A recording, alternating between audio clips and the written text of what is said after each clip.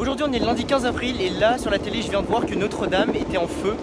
J'ai vu que c'était en train de brûler et c'était vraiment impressionnant. Donc là je m'y rends directement sur les lieux pour les voir. Et je sais que c'est pas un événement très drôle mais je voulais quand même aller voir. Ça, surtout que là je suis à Paris, c'est intéressant.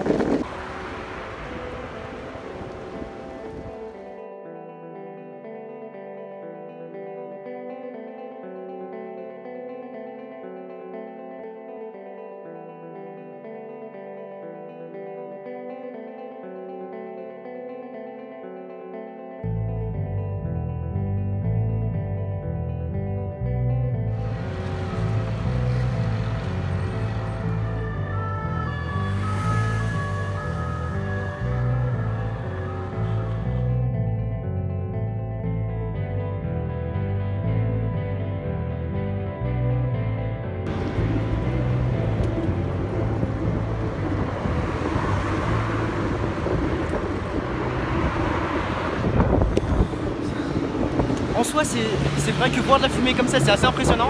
Là on va tout de suite rentrer dans l'un de mes tunnels préférés pour aller faire du skate, c'est le tunnel des Tuileries. Et après ce tunnel on devrait arriver sur la Seine. Là on peut vraiment voir de la fumée qui est de plus en plus noire, c'est waouh.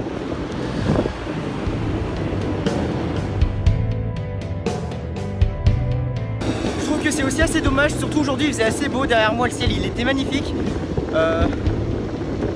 Mais voilà, là je me dirige tout de suite dans les tunnels.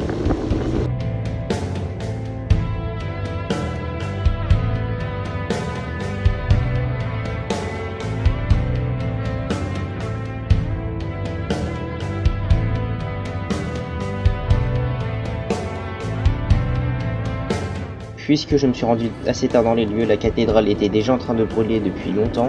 On voyait des fumées blanches au loin, au fur et à mesure où on s'approche du lieu. Lorsqu'on se rapprochait, il y avait énormément de personnes qui bloquaient les routes, mais en s'y faufilant un peu, on pouvait accéder un peu plus près à la cathédrale. Mais sinon, toutes les routes qui menaient à la cathédrale étaient bloquées par des voitures de police. C'était quelque chose qui avait attiré énormément de foule et de gens qui voulaient tous regarder ce qui se passait.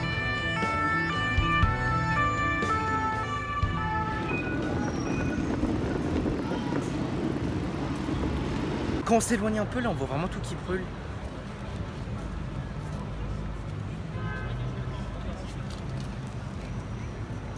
Là derrière moi, il y a vraiment tout qui part en fumée. Là c'est vraiment horrible.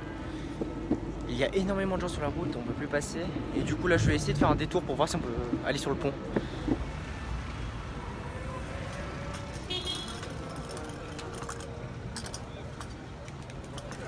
Je n'ai pas vraiment ressenti une idée de peur chez les gens, mais plutôt une idée d'impuissance où on regardait juste cette cathédrale brûler. Des gens prenaient plus ou moins des photos pour garder cet événement en souvenir.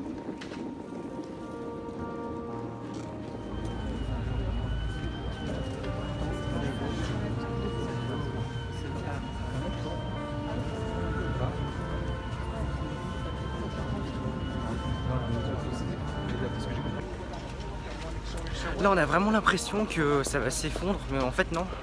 Il y a encore des échafaudages, sans doute pour les travaux, et c'est vraiment impressionnant à voir.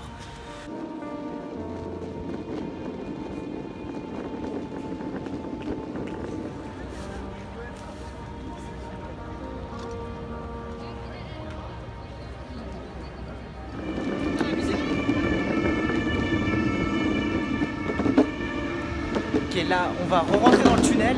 Oula. Alors j'ai pas beaucoup parlé pendant l'événement, je suis encore un peu timide de parler devant plein de gens, c'est vraiment intimidant. Mais pour l'instant je ne connais vraiment pas la cause pourquoi Notre-Dame de Paris elle a brûlé.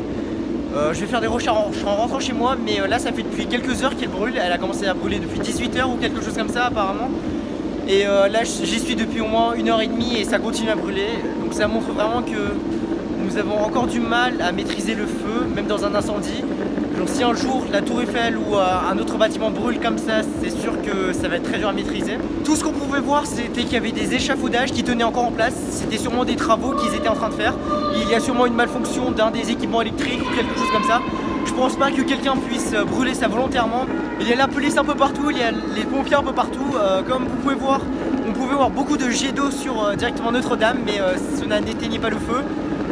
Et moi je trouvais ça vraiment impressionnant de voir quelque chose comme ça brûler. J'ai jamais vu d'incendie de ma vie. là maintenant, là je vais rentrer chez moi. L'église, elle se retrouve derrière moi.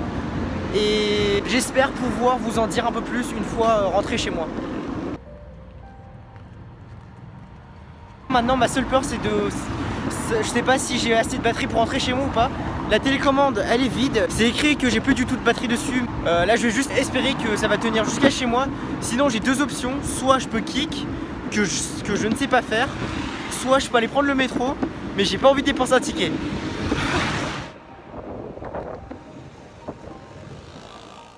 Après quelques recherches, l'incendie s'est bien déclaré le lundi 15 avril à 18h50 et elle est due aux travaux de rénovation qui réalisaient à l'intérieur. Depuis, les pompiers ont réussi à maîtriser le feu, mais les coûts de réparation s'avèrent assez élevés. Voici des photos de avant et après cette catastrophe, et j'ai pris des photos du lendemain de cet événement également que je vais vous montrer maintenant. Nous pouvons voir que toute la charpente, le toit de l'église a été brûlé, ainsi que la pointe de l'église qui s'est effondrée sur elle-même.